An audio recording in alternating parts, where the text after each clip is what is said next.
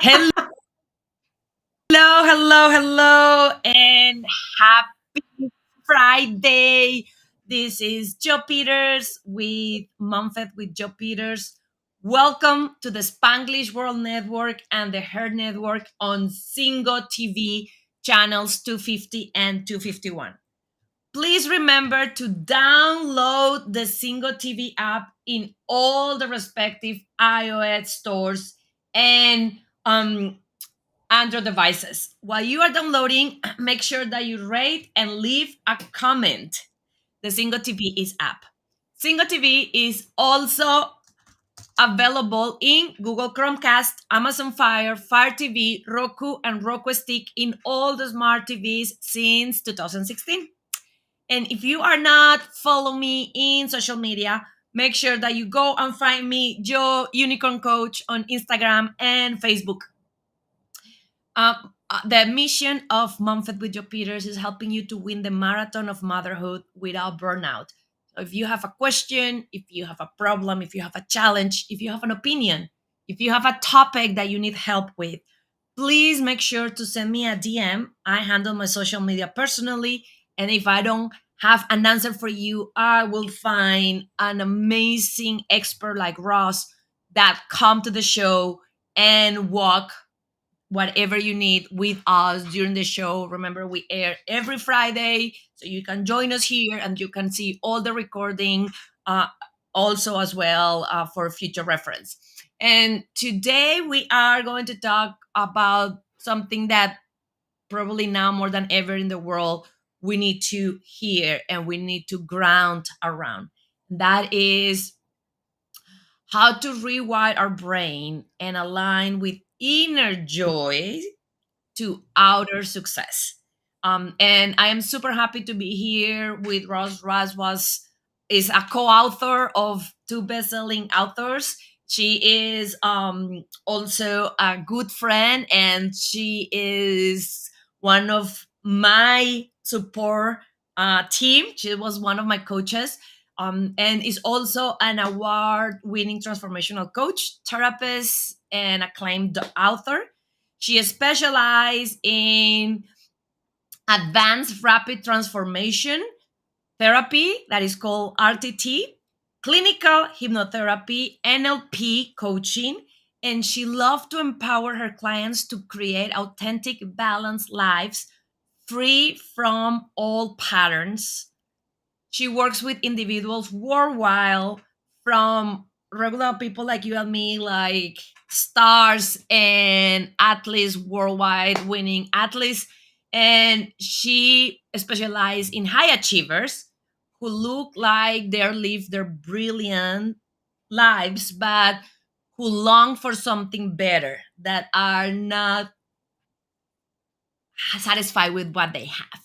Her coaching blends practical businesses insight with a spiritual intuition, and she draws over 20 years of corporate roles, including award-winning PR agencies that were one of the best ones in the UK. She also have a lot of background. She personally is a survival of cancer and divorce, and she's a well-being expert in print and radio in the UK and a demand speaker. Rosalyn offers authentic and accessible mindset wisdom. She is one of those badass women that I know and I'm proud to call part of my tribe. Rosalyn, welcome to the show. Let's gonna start a little bit with your favorite phrase. I asked my guests to tell me their favorite phrase, and yours was all I need is already within. What was your that is your phrase that you choose? And then tell me a little bit about your amazing story and how that is been helping you to align with inner joy to outer Wow. success. Well done you. Well done you for getting through all that. Yeah, I've had some amazing life experiences and some not so amazing life experiences. And here's the deal. Nobody is coming to save you, okay? Um, people give their power away and often look to external gurus or experts or a source. And it's very easy to want somebody to rescue you, particularly if life isn't really going particularly well. And I have had, as you said, many of those times. I've come through cancer, I've come through 2 divorces, I've come through financial loss, I've come through quite a lot of illness, country moves, you name it. So have many people. But I realized at a point that the grit, the resilience, the ability to not lose hope came from something deep, deep, deep within. And then I took a long time to work out, how did I have that thing? How did I have that grit, that resilience, that ability to press the reset button? How come I had it when some other people, maybe didn't, or found it harder to have? I worked that out, and then it was, well, and how can I install that in other people? So yeah, that's very much my journey, Joe, very much. And also that phrase, all that I need is already within. And I think sometimes we just have to remind ourselves of that.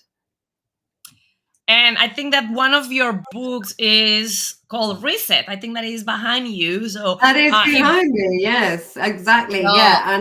And well, that was exactly it, because there are times when, particularly, as I say, things aren't going so well, and you've put so much time and effort and energy into something, be it a business venture, be it a relationship, be it a country move, be it a certain career path.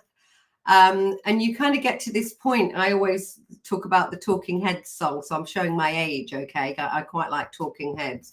And there's a song, Once in a Lifetime, and he kind of goes, how did I get here? And there's this whole kind of like, how did I get here? How, or that film with Jack Nicholson, like, is this as good as it gets? Is this what I've been doing all this stuff for? How did I get there? So we often put all of that energy and time and effort into something, and then when we sort of get to the place where we think we're going to be happy, or we're going to have what we want, we find that we actually feel exhausted and empty. And so I used to have this vision that if God or the universe could just give me one of those great big reset buttons, like the kind that you get on a computer, or the really big ones that you get kind of on the wall somewhere, and you press it, it'd be like, could I just do that on my life? Could I just press that reset button on my relationship, or on my health, or on my career? And effectively what I'm doing is giving people the skill sets and the tools to be able to do that.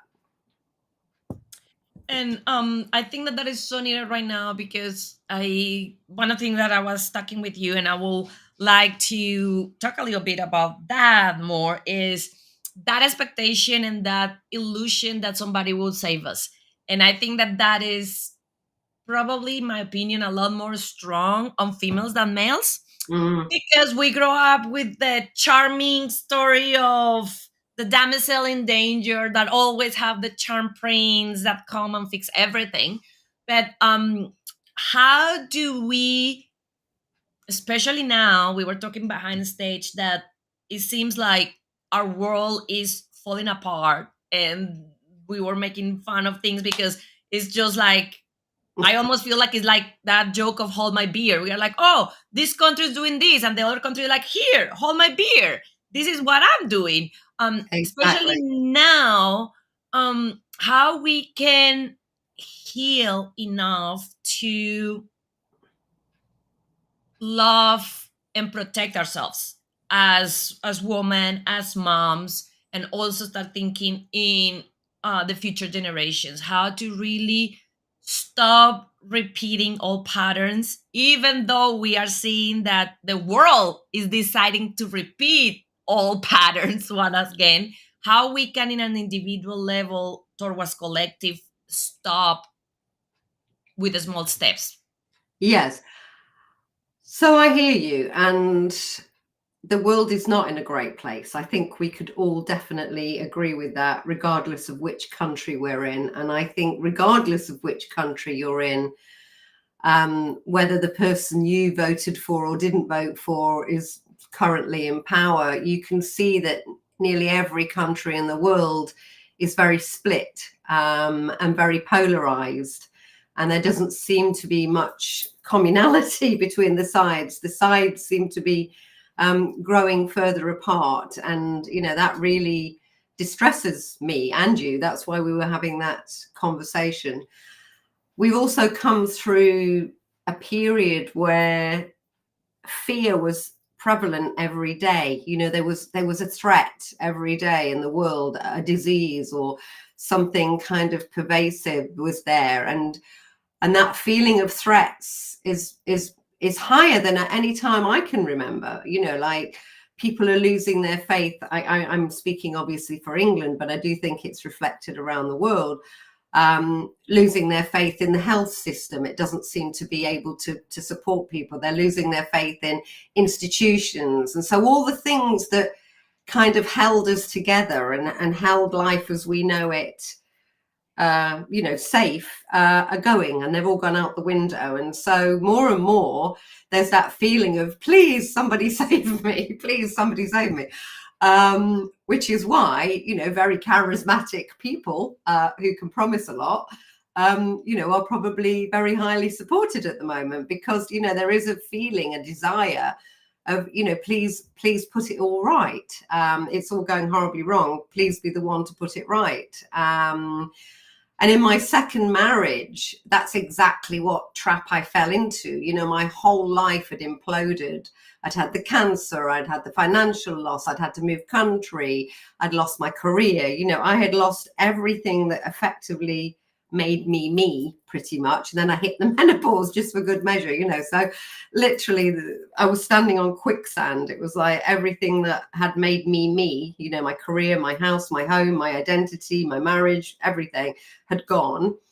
And along came somebody who felt like Prince Charming, exactly, who was actually my childhood sweetheart, believe it or not. And so there was suddenly this teenager in me going, yes, here he is. Just so we know, I've been divorced twice. So clearly, is that like, I'm safe?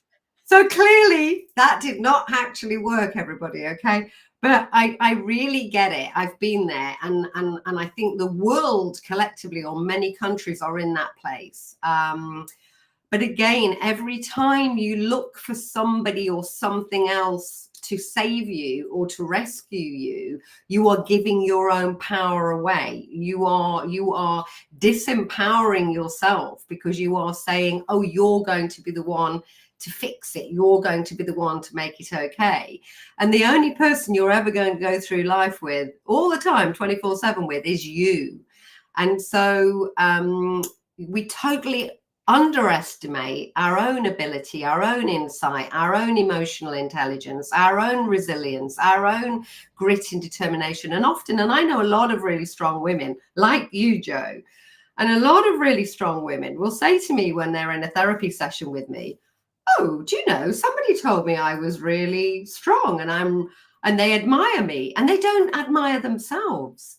They don't feel strong in themselves. Other people see it. Other people see how incredibly amazing they are. And I think that partly for women is a way we're brought up, particularly in England. Oh, don't be braggy. Don't be big-headed. Don't be the girl, the person who speaks up in class if it's a boy. Hey, leader of tomorrow. If it's a girl, loudmouth, bossy. So there were a lot of stereotypes, particularly when I was younger, that kind of, that girls shouldn't be that one giving their opinion and offering everything. So A, we've had social conditioning. B, there is this fear environment around us. C, well, whatever's going on, ultimately, you have the power. You are the one who can navigate it. You underestimate yourself. And this is about celebrating you and your phenomenal coping skills. Anybody who's listening to this now will have come through all sorts of stuff, all sorts of adversity. Maybe just today, to be able to make the time to tune into this broadcast. Well done, you. Remember, every day you have phenomenal coping skills. And I think that is something that is more important than ever for all of us around the world, because I think that one of the key things that in the past work um, to take things really bad was making regular people feel hopeless. Yes. And then if we feel hopeless, then we go inwards, and then we start in that firefight response of just surviving, why we don't do the things that you are saying, that is feeling that inner joy. And I think that is very important that everybody hear me. I don't want moms around the world rolling their eyes and saying, well, that's very easy for you because for Ross, because you are a white British, I'm white but I'm Latina. That doesn't mean that we don't realize how screw up our world is right now. That doesn't mean that we don't take action. That means that we take it from a place of staying safe and keeping our family safe, and also make sure that we don't get to that place of despair, of hopelessness. So how we can do that, Ross, into having that balance of don't Yeah. close our eyes and say, oh, everything is unicorns and rainbows and I'm Yes, going to exactly. manifest my I've reality. never been that person, just so you know. I know. Because I was also thinking, a lot of people are like, yeah, you can jump into a parallel universe reality. Like, that is not what we are talking about. So it's not that we are telling you ignore everything that is happening and it's not real. No, not at all. And still, how you can keep yourself centered. And something that I love about you, Ross, is how much emphasis you always put into love and joy and those as anchors in our life. Yes, and remind me to come back to joy while I answer the question you've just asked me, because I think it's a really important one. But maybe just at the end of it, remind me about joy, and I'll add some. I'll add something about joy, but I don't want to go off on there because I might go off on a tangent. Um, so I hear you. Look, yeah, I get it. I'm white. I'm educated, but I came from very humble beginnings. I was a grocer's daughter. I lived above the shop. I didn't go to the right school. I went to what in America you'd call a public school, a very, very big school, and I ended up in London in the world of PR, where nearly everybody else had gone to the right school and the right university, and mummy and daddy kind of, gave them a pony. It was like, I had to earn my pocket money in the shop, and I did not come from, the right track, but I was more resilient and hardworking than anybody else. And also, even as a woman, back in the 80s when I started work, there was a lot of sexism. A girl, from the wrong place. You certainly weren't welcomed with open arms. So I've not had the kind of disadvantage and prejudice that I'm sure a lot of people have had, but I've definitely had my fair share. Okay. And obviously for me, I've got this grit in me, and it comes from several generations of women mostly. So, my father had the shop with my mother. So my mother always worked back in the days when other people's mothers didn't work. My mother worked right through the 60s and the 70s. My father's mother had the shop before him. She was a widow at, I think, about 48, and took over the shop and all the responsibility, and effectively saw the whole community right. And so, I come from, and my other grandma worked in a mill in the industrial north in England. So I come from a whole line of very strong, resilient women, just so we all know. So to answer your question about how do you get that balance, how do you get that perspective, how do you not let everything that's going on externally overwhelm you?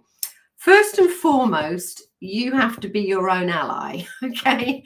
The biggest problem with most people is they're their worst enemy. Okay. The way that they speak to themselves in their head, you do something. I got a flat tire last week because I drove over something sticking up, and I shouldn't have. And the minute I did it, that internal really kind dialogue of, you stupid, complete idiot. I can't believe you just did that. Why didn't you take it more carefully? Now look what you've done. We're going to have to call I couldn't get the nuts off the wheel, of course, because they put them on so tight that, I didn't have the strength to do it. So I suddenly felt very annoyed with myself, and my internal dialogue was certainly not very kind. But it was momentarily, okay? I immediately kick into, this will make a good story in a week, and we won't do that twice. And I'm sure the man mending the tire really needs the money.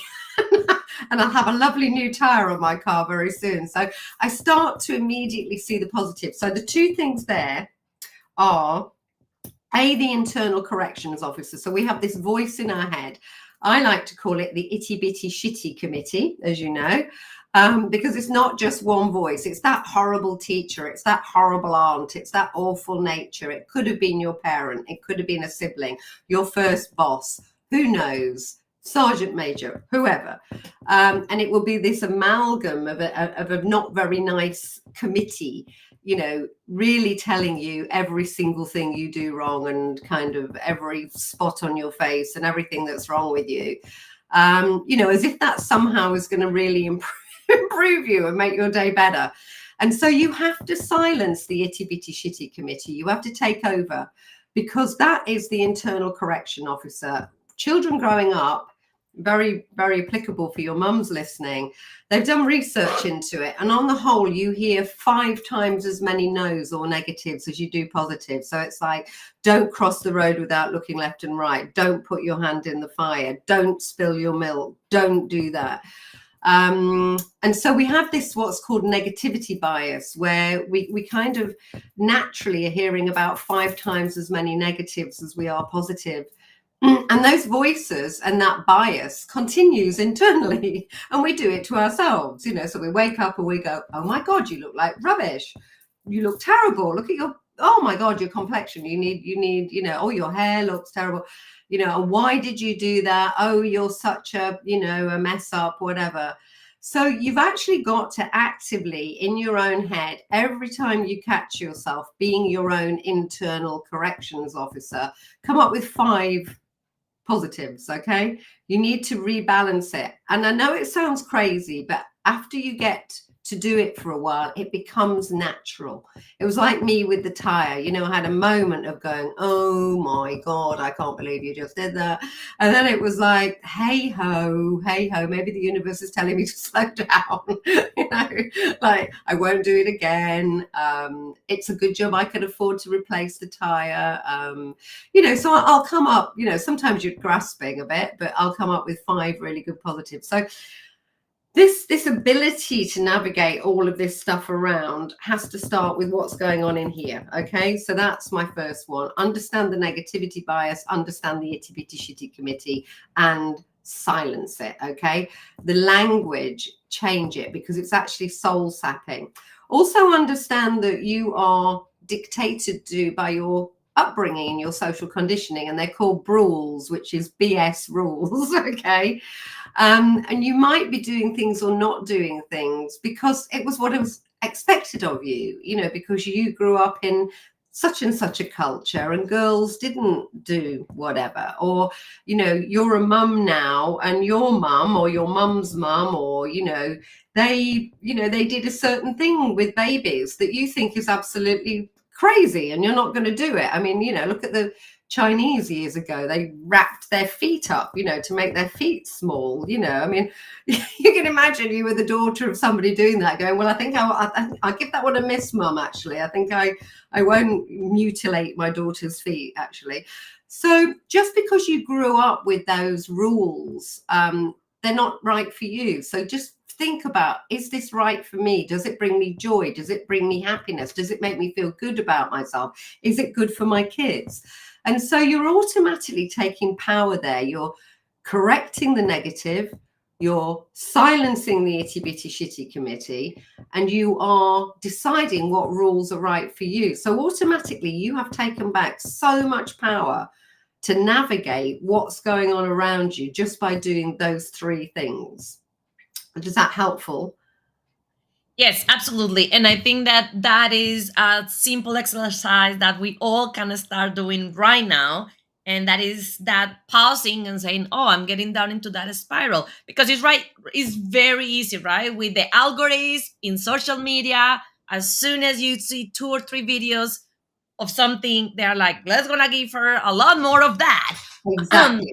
So I think that I love that of like, oh, stop. What are three positive things?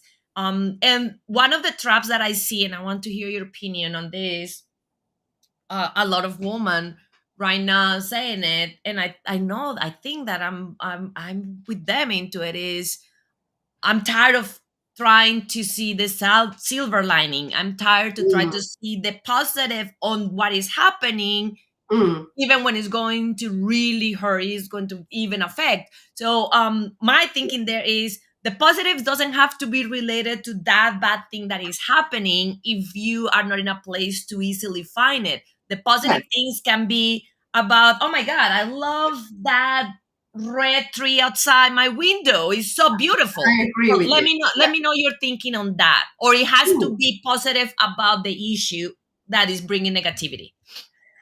Yeah, it's an interesting question. I think thinking back to when I had the cancer, I'm not sure at the time of having the cancer, I would wake up every morning going, "Wow, this is great!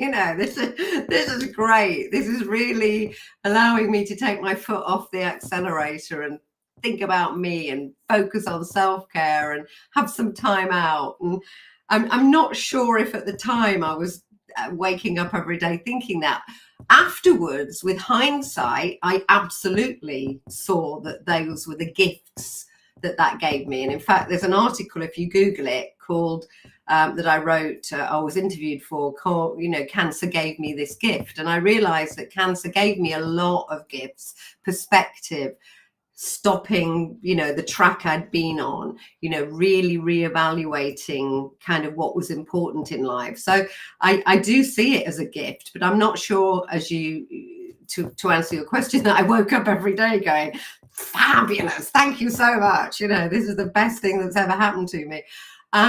So I think you're right. I probably wasn't seeing the silver lining in the cancer at the time, but I definitely was seeing the silver lining in the life that I then adapted to straight away, because I moved to live in an out island in the Bahamas, as you probably know, and I loved it. I mean, I was on a 10-acre organic farm in the Bahamas, and kind of really looking after myself, both body and soul, nurturing myself through mind and body, and it was a really spiritual and a really, really wonderful time. So I think you're right. I think sometimes the thing itself can be so in your face or so big or so overwhelming that to kind of go, oh, find the silver lining is possibly a big ask. And so find the joy, or and we'll come back to joy again, the benefit of what's going on around you. Now, I do want to say, because I know a lot of your audience is American, and I have a lot of American clients, and look, this isn't unique to America, but people tend to be very upbeat. It's one of the things I used to really love from England about going to America. We'd all be a bit, reserved and everything. And then everybody would be like, hi, have a great day, and whatever. And I'd be like, oh, it's brilliant. Everybody's so upbeat. Everybody's so positive. I really love it. And then I hear statistics like 54% of Americans are on antidepressants. And then I work with a lot of Americans, and I realize that you have a kind of a mask that a lot of you wear, which is everything's okay. Your kind of default setting is, yeah, no, it's all fine. And it's not. It absolutely isn't. And so, you give off this kind of very happy happy exterior persona, and actually, life behind scenes is crumbling away and not great. And I think one of the greatest navigational tools you can have is authenticity. Okay, so be authentic. I'm not saying if you're feeling your whole life is so terrible, go to work and kind of put your hands on the desk and sob, and be like a little kind of black hole in the middle of the office. But I think be vulnerable. I read Brené Brown's Daring Greatly, and it changed my life. That book about the power of vulnerability, because I come from a PR background, and a background where, I was good at that. I was good at that mask. I was good at, oh, everything is absolutely fine. While your marriage is crumbling away and you're coming home and having a gin and tonic and crying, and I'm on the front cover of magazines, and I'm being interviewed, and I'm winning awards, and I'm looking like everything is just peachy, and it wasn't. And that's when you get the greatest mismatch, because you know that you feel inside like you want to scream or you want to cry, and you're not quite sure if you start crying when you're going to stop crying, but you're putting on this mask externally. So I think being authentic, so rather than find the silver lining in that thing, find positive things and anchors around you. Okay, and I definitely give you a blueprint for that in a minute. I've got my 5Fs, which is my super duper formula for you to find that anytime you want. But I think be authentic, dare to be vulnerable, dare to go, you know what, it's not all okay. Actually, I'm really not having a great day, and learn to say no, because I think, again, particularly women, we try to be the still center of the turning world, and we try to make it okay for our kids, and make it okay for our parents, and make it okay for our community and our co-workers and our partners, and we forget about ourselves. We don't make it okay for us. And that probably brings me to joy, but I'll pause for breath and a sip of my rather nice coffee. But I think that might be a good segue into joy. But I hope that answered your question again, Joe. Absolutely. And I love what you are saying about that it's okay to not be okay. Yes. And facing the problem of saying, we don't have to be, because that is also something very, not only Americans, but also very female oriented into, I have to be the strong one. I need Exactly. to just figure out. And then sometimes it's okay to say, no, I have been better. I'm not Yeah. okay. So I love that reminder to all the moms that are watching us into, you may not feel safe with a lot of people to do it, but find at least one person Yeah. that you can go and say, hey, I know for the rest of the world, I am Wonder Woman. I am freaking going away, because that is going to help. Before we go to Joy and your 5 formula, that is fabulous and is in the book. So I invite everybody to get the book and read it. I want to talk about healthy boundaries. And one of the things that, this, it always amazed me, and I want to hear your opinion, is it's hard to hold healthy boundaries, especially when the people on the other side are not supporting our well-being, are not supporting what we think is right. And funny enough, we have almost a society approved free pass for every relationship except family. Mm, So if we have an abused husband, we still hear, leave him. He's mm, toxic. He's not for you. Leave him. If we have a toxic or bad friend, leave them. Work. Find another job. But then when it's family, oh no, that's mm, blood. That is your family. So mm. how we can go above that and really anchor ourselves into holding those healthy boundaries to make sure that we are having positive relationships with those that we choose to, and understand that it's okay to choose that there is not a positive relationship that I don't want in my life. So how how that will work with healthy boundaries before we go into the 5 F's, Yeah, F's, because I yeah. think that is also And going I to go think there. it's such a key area of life, isn't it? I mean, I think you've asked kind of one of the great questions, if you like. And I've had clients where they fill their form in, and and I have a very good idea of sort of their background and some of the things that have already happened. And if I was to say to them, you know what, I think what you really need is to strengthen your relationship with your family, and start talking to your mother again, or whatever, they'd go, this session is over. I'm getting myself another therapist.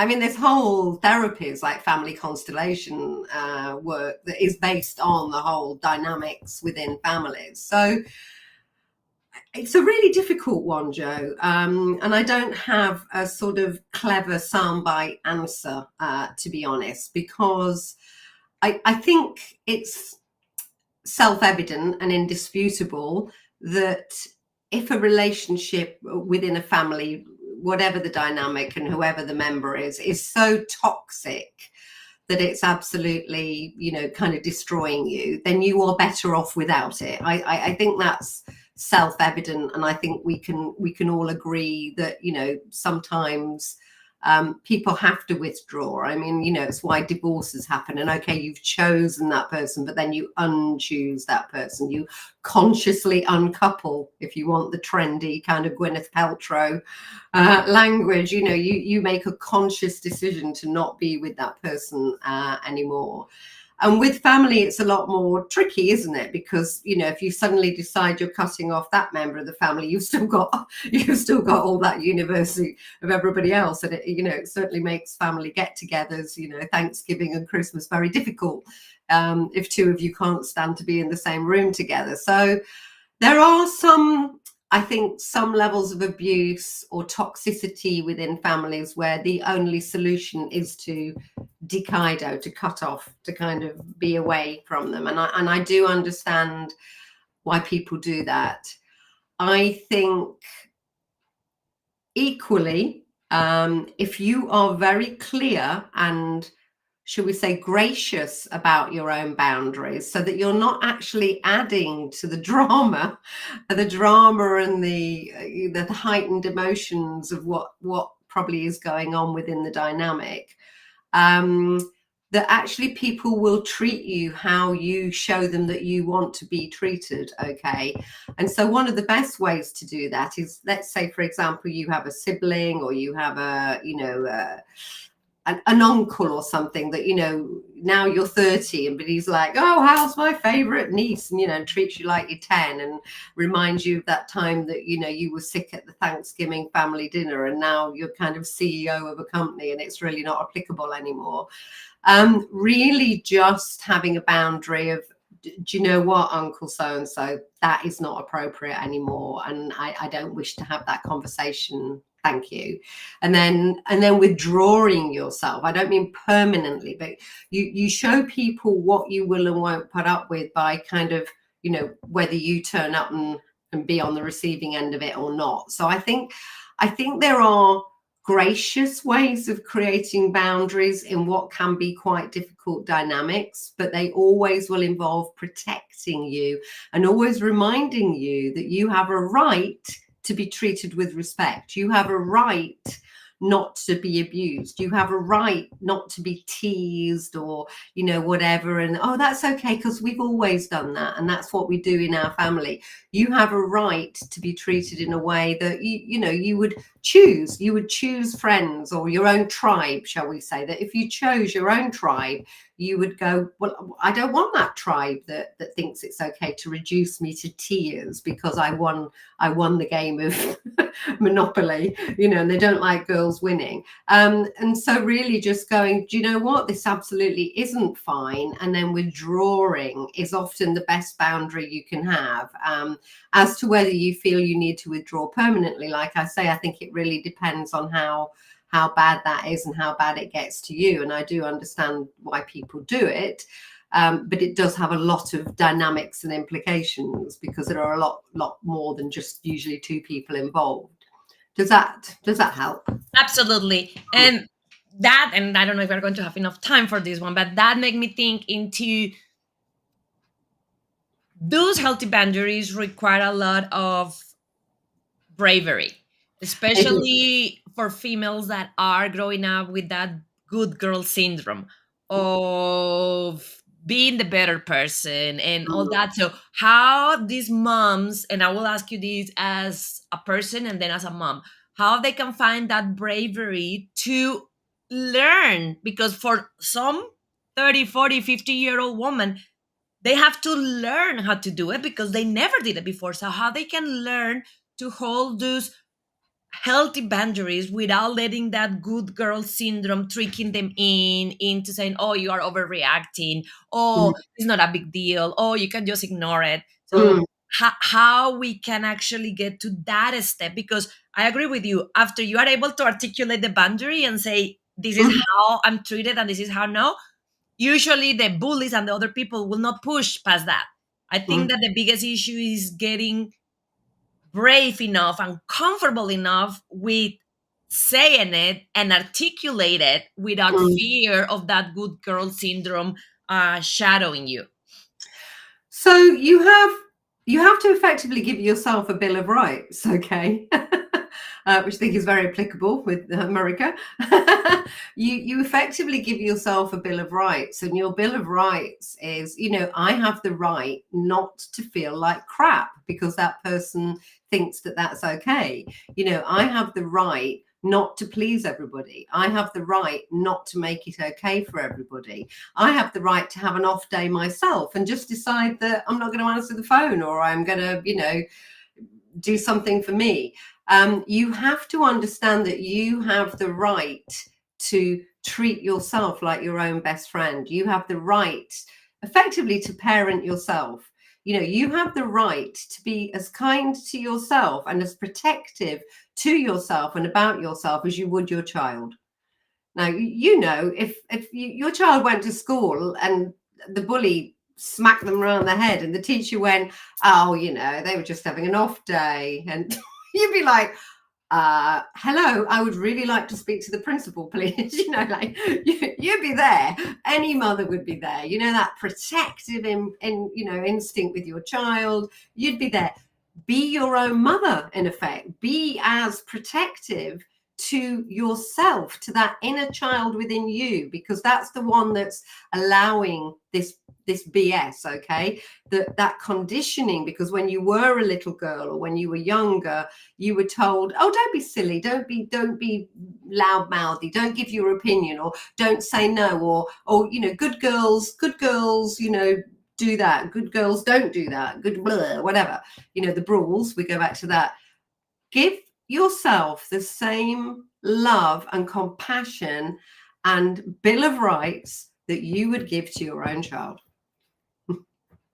I absolutely love that. And that is the homework for everybody. Do your Bill of Rights and send them to Ross and me. We will love to encourage you into approve this Bill of Rights stars right now. Ross, now let's gonna talk about joy and your 5-step formula. Brilliant.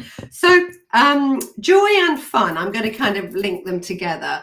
I did a values workshop about 6 or 7 years ago, and it was fun, and it was a half-day workshop, and we all did loads of exercises, and you ended up with a kind of a values list, and then we shared them, and I was really proud of mine, and they were all very worthy.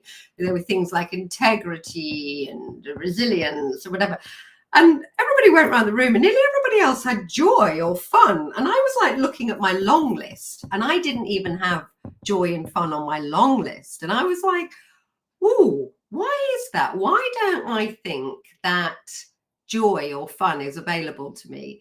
And I came from this phenomenal work ethic family, made good, working class made good, girl made good. Kate didn't, had to kind of do 1.5 times as much as anybody else because I didn't come from privilege or come from the right place. And so I got very caught up in what we call the when then syndrome. So when I've done it all right, when I've passed my A levels, when I've got to university, when I've got my degree, when I've got a really good job, when I've got my own PR company. I mean, I was even when I'm a millionaire at 40. I mean, my God, talk about put myself under pressure. then you can enjoy the spoils. Then you can enjoy, have fun. And I kind of never did. I kept being on the when. I kept being on the hamster wheel. I kept being on the do more to get more wheel. And I forgot to have fun. And I actually had to go out of my way to go, right, I'm going to have fun now. I'm going to have fun now. I'm going to have some joy. What brings me joy? Walking in my meadow with my pet sheep brings me joy. Sitting with my kitten on my lap watching kitten TV while he's like pawing at the squirrels and drinking really good coffee, that brings me. So I had to kind of really go out my way. What I did have before that, but I've added it as a sixth F, if you like, was my 5Fs formula. So this is, again, something that you can take with you every day, everywhere, because I have paid so much money for therapy and coaching. I did the PR for Tony Robbins and Edward de Bono and some of the world's leading experts. And it's great when you're on the courses and then afterwards you're having a bad day and you're like, oh, what was it? What was it I had to remember to get me through this? So here we go. Everybody, I want you to hold up your hand. You have 5 fingers. I mean, technically 4 and a thumb, but we won't argue. We'll call it 5 because it makes it easy. And so to have a life of balance and to have that inner resilience, to have that all I need is within me, you just remind yourself every day that your life, to be in balance, to get you where you need to be, or to get you through what you need to get through, you've got 5 F's. Okay, so the first one is faith, and that could be faith in a religion. A lot of people take great comfort in their religion and prayer. I'm not here to say what's right for you. That there's a lot of evidence that prayer and faith, really, really helps people. But you can just have faith in nature, or faith in, a higher power, or faith in, I think nature's a very good one. So faith in something beyond and outside of yourself. Fitness, mind and body. The mind controls the body dictates to the mind. You can't have all this going on if this is not going on, particularly the big link between your gut, the vagus nerve, everything that's happening with your digestion and your brain.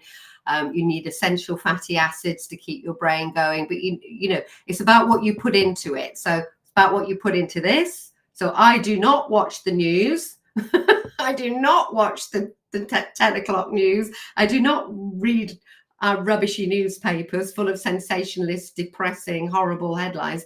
I stay informed. I absolutely do, but I'm very careful where I get my information from. So I try to keep that as positive and as nurtured as possible. And then also what I put in my body, food, and how I exercise. So faith, fitness, friends and family, okay? Your tribe, we've already talked about that. So it's who you surround yourself with, who's there for you, who isn't putting you under, boundary breaking pressure. Faith, fitness, friends and family. Finance, so your career, what brings you achievement, what gives you fulfillment. It doesn't have to be linked to money, but what floats your boat, okay? And then fun. And then have fun, enjoy the journey. And then there is a sixth, and that is forgiveness. So forgive yourself for where you've gone wrong. Forgive yourself for when you didn't get it right. Forgive yourself for when you didn't know better. You did the best you could with whatever you had at the time. And trust me, the 5 F's, getting rid of the itty bitty shitty committee, focusing on the positives, and knowing that all you need is within, will get you through pretty much everything that this interesting world can throw at us. What a beautiful way to closing up this episode. I would love to have you back because you are an Thank you. ocean of wisdom. Ross, before we go, how people that resonate with this message, that want to hear more from you, that want to get your book, that want to do therapy, RTT with you, how they can reach out to you, where they can find you? So my website is www.rosalynpalmer.com.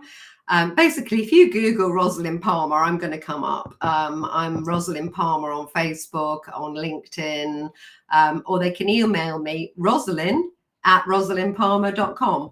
And all of that will get you to me. Thank you so And the much. book's on Amazon. The book is on Amazon. And the book is in Amazon and it's called Yeah. Reset by He Rosalyn says Palmer. a blueprint for a better life, and it's in every format. So if you like audio, there's a me talking, there's an audio version, or any other format. Good.